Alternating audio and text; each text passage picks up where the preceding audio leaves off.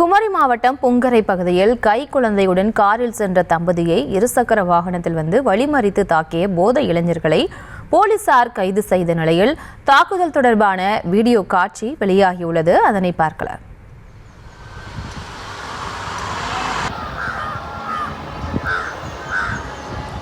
இது தொடர்பான கூடுதல் விவரங்களோடு இணைகிறார் எமது செய்தியாளர் ஆனந்த். வணக்கம். என்ன நடந்தது, முழு விவரம்? வணக்கம் பிரியங்கா. கன்னியாகுமரி மாவட்டம் குளச்சல் பகுதியை சேர்ந்தவர் ஆர்வின் பிராங்க். இவர் வெள்ளிக்கிழமை மாலை தனது மனைவி மற்றும் குழந்தைகளுடன் காரில் திக்கணங்கோடு வழியாக முளகுமுடு நோக்கி சென்று கொண்டிருந்தார். கார் பூங்கரை என்ற பகுதியில் சென்று கொண்டிருந்த போது இருசக்கர வாகனத்தில் போதையில் காரை பின்தொடர்ந்து வந்த இரு இளைஞர்கள் கார் முன்னே வந்து கார் செல்ல விடாமல் போக்கு காட்டியுள்ளனர். இதனை அடுத்து ஆர்வின் பிராங்க் அந்த இளைஞரிடம் சத்தம் போட்டதாக தெரிகிறது.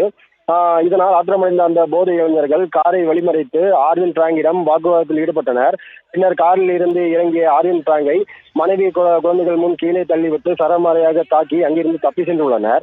இது குறித்து ஆர்வின் பிராங்க் தக்கலை காவல் நிலையத்தில் புகார் கொடுத்த நிலையில் புகாரின் அடிப்படையில் தாக்குதலில் ஈடுபட்ட திக்கணங்கோடு பகுதியை சேர்ந்த கிஷான், மூலச்சல் பகுதியை சேர்ந்த டெர்பின் ஆகிய இரு இளைஞர்களை கைது செய்து சிறையில் அடைத்தனர். இந்த நிலையில இது குறித்த தாக்கும் வீடியோ காட்சிகள் தற்போது வெளியாகி பரப்புரை ஏற்பட்டுள்ளது. பிரியங்கா,